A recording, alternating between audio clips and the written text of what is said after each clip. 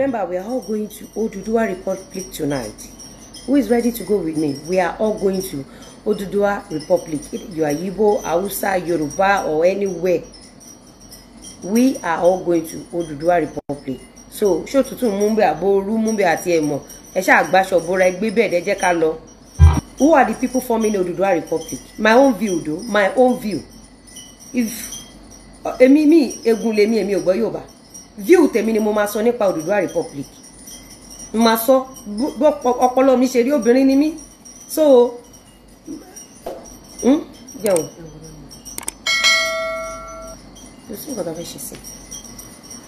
Mo máa sọ bó ṣe rí lórí tèmi, mi ò mọ tọmọ ẹlòmíì.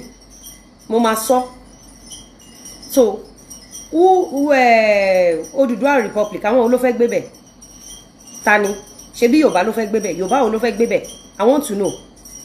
Don't you think before we create Oduduwa Republic, we need to create a tangible things in our brain? We need to evaluate our brain. Don't you think so? Who are the people? Who are these people? Or who are those people that are going to live in Oduduwa? Help me, Arike. Oduduwa Republic. Abi?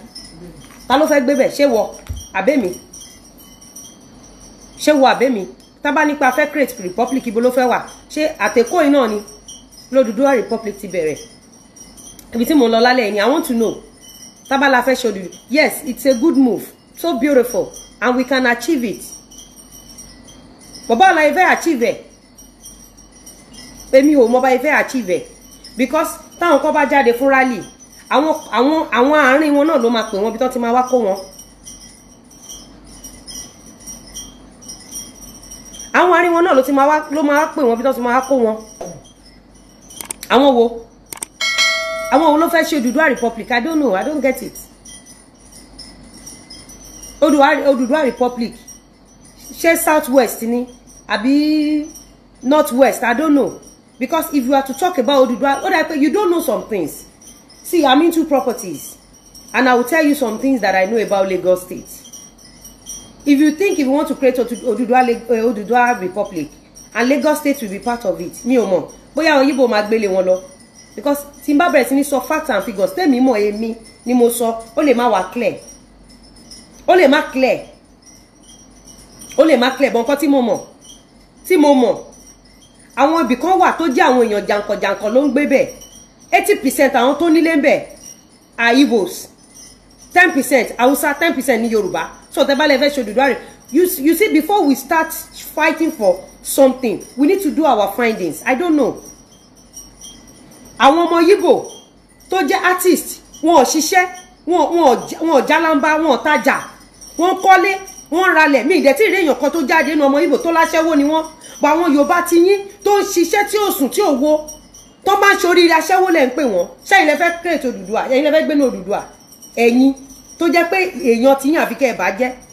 Ọjọ́ lẹ ti rí blogs Igbo tó jẹ́ blogs yìí o, Igbo ló ní o, tó wá ń fi blogs ẹ̀ àbí irinṣẹ́ tó fi ń ba Igbo ẹgbẹ́ tó fi ń bàjẹ́. Ẹ dárúkọ blogs fún mi náà.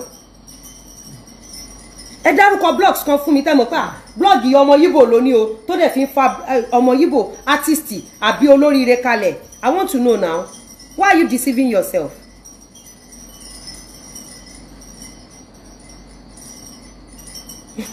No, it's not my jewelry.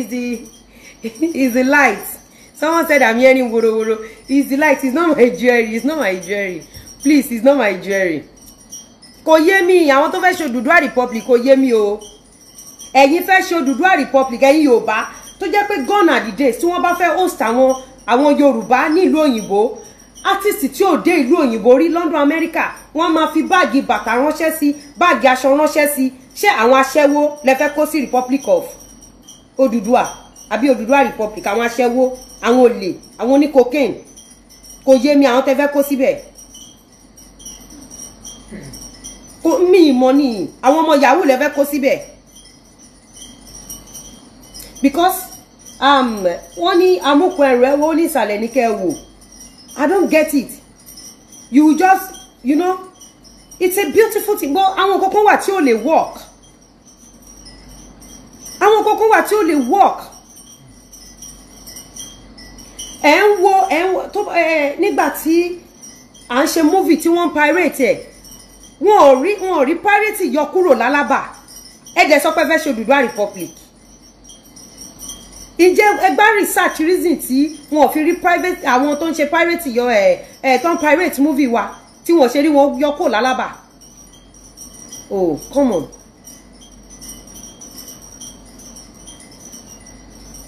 Come on. I mean, come on. Come on. Fi ẹni tó ń béèrè stupid question sílẹ̀ tó wáyé tí ẹ wá béèrè nìyẹn. Ara àwọn ọmọ Odùduwà, ara àwọn tó ń kó lọ sí Republic nìyẹn. Odùduwà Republic, ara àwọn tó ń kó lọ nìyẹn. Ṣé bó rò pé mi jobless bí tòun? Èmi ò ní iṣẹ́ tí màá lọ látàárọ̀. This is my 4th time that I've been telling you guys I'll come online. Day 4 years I'm supposed to be online. I came in around 1:30. Lóru ni mo wọlé. Last week the same thing. I came in late. Upper week the same thing. Bí mo ṣe ń wọlé ṣe tẹ́ bá wojú mi pé yẹ kí n lọ sùn. But I just have to do this. I just have to do this. Ó rò pé mi níṣẹ́ bí tòun. Ilé ló wà. Odùduwà Republic lọ́bọ̀. Gone are days tó bá fẹ́ ṣe show ní America àbí London fẹ́ ní artist. Àwọn èèyàn máa jáde. Ṣé bẹ́ẹ̀dẹ̀ ṣe ń kúrò ńbẹ̀ wọ́n ti shred yín life wọ́n ti bà ti yín jẹ́. Kò yé mi. Ṣé àwọn artist tí ò wúlò ló fẹ́ lo Odùduwà, àwọn ọmọ aṣẹ́wó, àwọn ọmọ yahoo lè fẹ́ kó lo Odùduwà Republic. You see, sórí tó bá ti jẹ́ pé ìbàjẹ́ ló mú lòkùnkùndùn ìbàjẹ́ ló máa ń ṣe. Kò sí nǹkan kan, you can't build anything. You see, someone that loves to destroy, you can build a whole mansion. No. You can eat, you can buy clothes, you can buy anything, but don't build a house. Ní èèyàn bẹ gbénú ẹ̀. Ṣé àwọn ọmọ mi orin ló ń kọ tẹ́ bá ti rí dread lórí ẹ̀ yahoo ni. Ṣé òun lè fẹ́ mi ìmọ̀ group of people tó fẹ́ kó lọ sórí ẹ̀yin tẹ́ pé mi tí mo but tẹ́ bá kọ́ d'Odùduwà Republic ẹ pa kọ́ àti ẹ̀kọ́kọ́ sọ́ra wa bí ẹ̀jẹ̀ tó wẹ́ kó ságò tó ń kó wa lọ. Yes, we can achieve it, but we need to re-strategize. We need to do some things.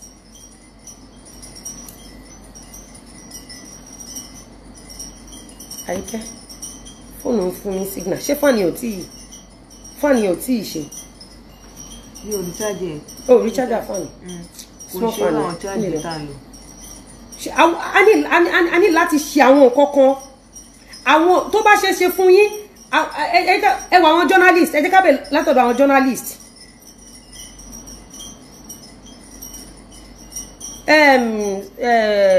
SMC, we are not condemning Odùduwà Republic.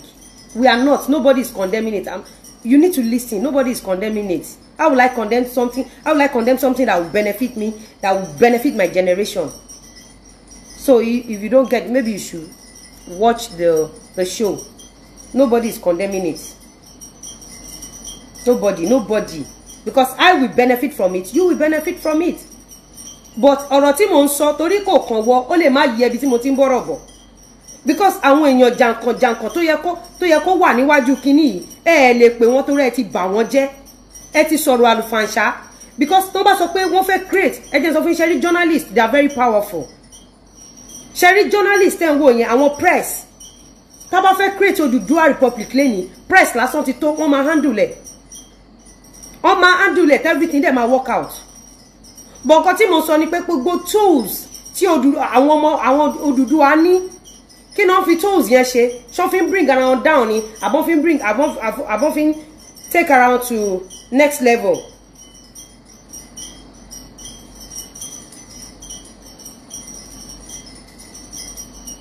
I don't know. Because I need láti jókòó, I need láti re-strategize, I need láti pera okay a fẹ́ ṣe kinní yìí, I need láti gbéra wa, I need láti tiẹ̀ kọ́kọ́ okay let's take for instance wọ́n ní wọ́n ban wa ní Dubai torí kí náà ṣe ban wa ní Dubai just because of one person. Tẹ́ bá gbọ́ pé wọ́n ban wa l'Amẹ́ríkà náà ó máa ní nǹkan pé ó lè jẹ́ nítorí èèyàn kan nítorí èèyàn méjì náà ṣe máa ban wa. So nǹkan tí mo ń sọ fún yín nìyẹn ẹ mọ̀ mí ní àwọn signal tẹ́ ń send nípa ara yín. And send bad signal nípa ara yín ẹ dẹ̀ fẹ́ kórajọ. A ní láti re-strategize, a ní láti package ara wa, a ní láti repackage. Tá bá repackage a ní láti fight fún wọ́n máa bẹ̀ wá fún ni. That's where I'm going to. Okay, you are saying one voice. Ṣé voice yìí oníbàjẹ́ ló fẹ́ fi ní one voice? I don't know your age. Èmi ti ṣe struggle dáadáa, go and ask about me. Èmi ò lọ Adekunle Ajasin University. Olabisi Onabanjo University ni mo lọ. Go and ask about Lizzy Anjorin, they will tell you about me. Tó bá ní struggle ló jókòó yìí. Gbàgbé gbogbo package yìí. I mean struggle òun ló jókòó yìí. Ṣé rí ẹ̀yin tẹ́ mọ̀ kankan pa struggle lẹ máa jókòó sí corner kan. Lẹ máa sọ̀rọ̀ pa struggle. Tẹ́ bá mọ̀ kan tó ń jẹ́ struggle.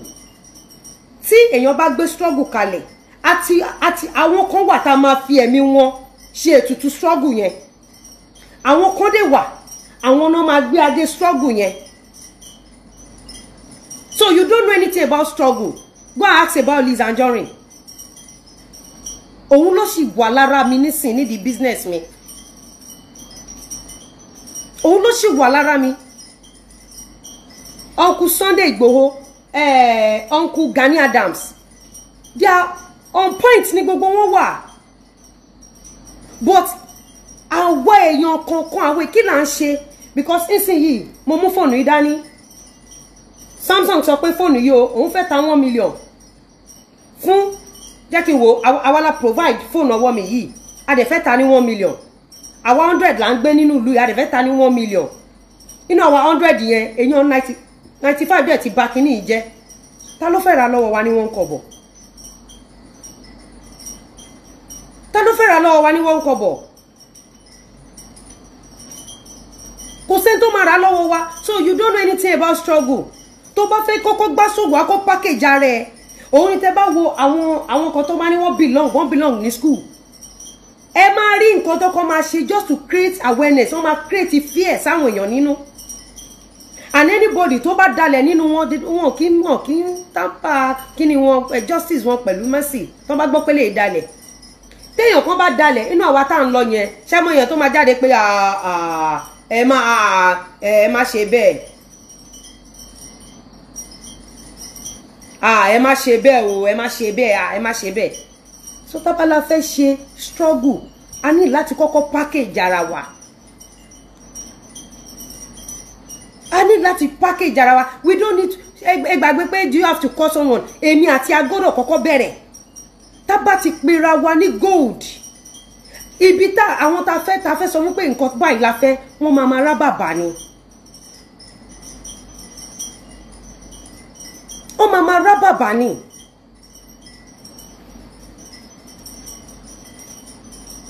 SMC with Arewa. SMC Arewa. Okay, orúkọ woman ti ṣe strike mind mi ni. Pàdí mi dáadáa SMC, FSMC lẹ̀. Pàdí mi dáadáa ni. Ọ̀rẹ́ mi alálùbáríkà ni. SMC oníṣẹ́ méjì òun máa wá ń bú mi ni. Mi ti ẹ mọ̀ mo ṣe rí ní Arewa. Pàdí ó kó mi jẹ bàjẹ́. Ẹ mọ̀ kó kóyàn jẹ bo ohun tí ó máa ń bú mi ni. Torí ó kó mi jó like mi. Ọ̀pá àwọn kan wà wọ́n máa like ẹ̀. Wọ́n máa bú ẹni.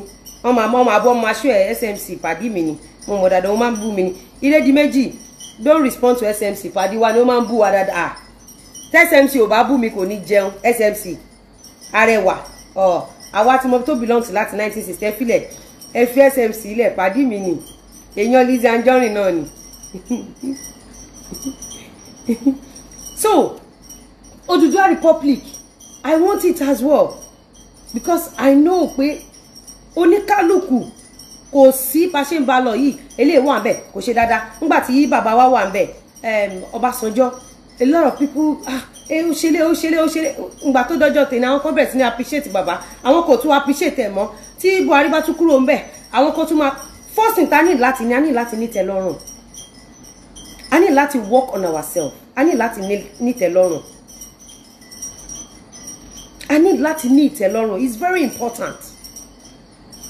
A dẹ̀ need láti rántí ibi tá gogogo tí ń bọ̀. I need láti rántí ibi tá ń bọ̀. Tá bá ní ìtẹ́lọ́rùn, we don't need to wait for them. Ṣé ni tí ó provide iná fún mi kí n fi survive? Kí ni mo fẹ́ expect látọ̀dọ̀ ẹ̀? So, ẹ jẹ́ ká ẹ má fọ SMC ara wọn nǹkan tá ń sọ rè. Energy tẹ SMC yìí tó máa fi ń sọ̀rọ̀ Lizzy láìda. Kókò máa fi bá wa sọ̀rọ̀ Oduduwa Republic a máa gbà. bọ̀ energy táwọn ní láyé wọn kàn fi bà tèèyàn tó ń ga jẹ́ ni energy kan ṣo tán ní nìyẹn àwọn ọ̀rẹ́ ni tó ń ga kan dunnú sí tó bá ti rẹ́ni tó ń ga ẹ̀dẹ̀ so tó bá ní Odùduwà republic ìṣẹ̀lẹ̀ o èmi tí mo mọ̀ pé irú SMC yẹn ò gba tèmi tó bá dẹ̀ ní Odùduwà republic ká wá lọ campaign máa lọ bọ́ sọ́wọ́ SMC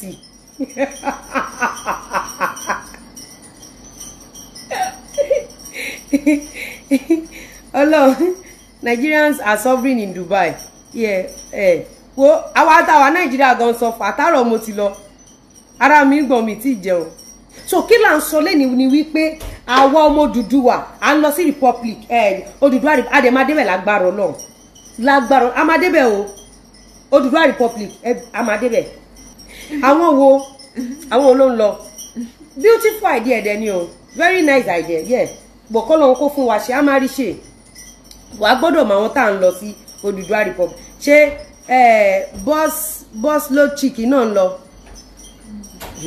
Adélùsì mo pé lọ́lá Ọlámídé yín náà ń lo Odùduwà republic Fọlákẹ́ ṣé òun lo Odùduwà republic mo fẹ́ mọ iye àwọn tó ń lọ sí Odùduwà republic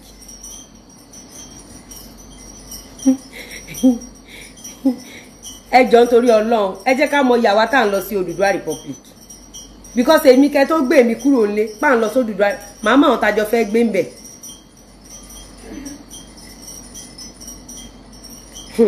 àbí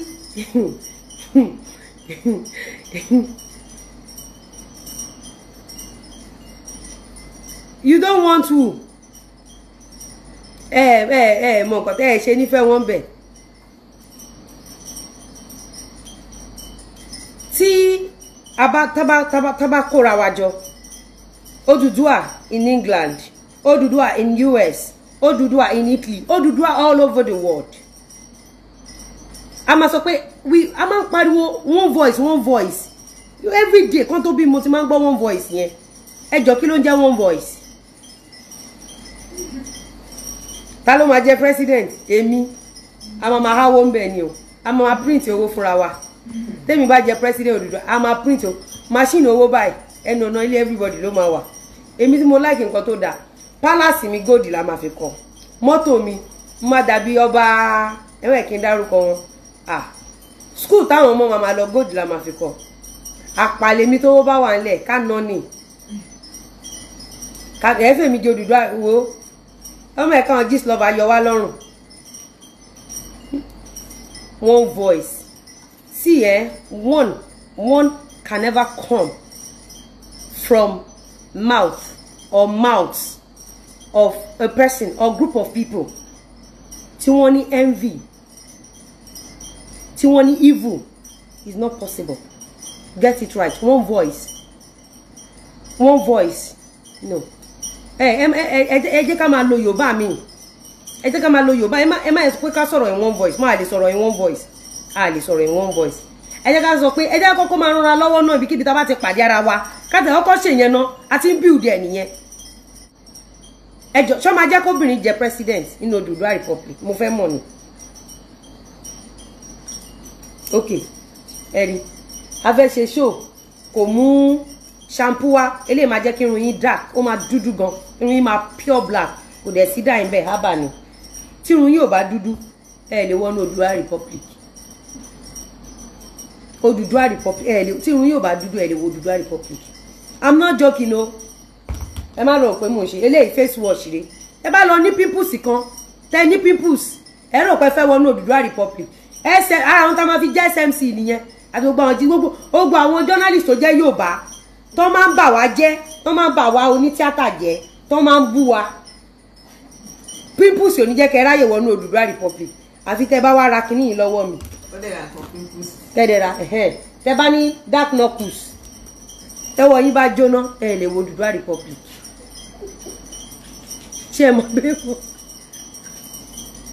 ọba ní òfò I hope you can see her neck empty your kolo ṣẹ́tìrí tẹ́ bá ní dark knuckle no Odùduwà republic for you ẹ̀tìrí tẹ́ bá ní skin discoloration gbogbo ẹ̀ tí skin yóò jọ̀lọ̀ eléyìí ẹ̀tìrí ó pọ́n délẹ̀ tí àwọn kókó wà tí ẹ lè fi wọ Odùduwà republic we have to work on ourselves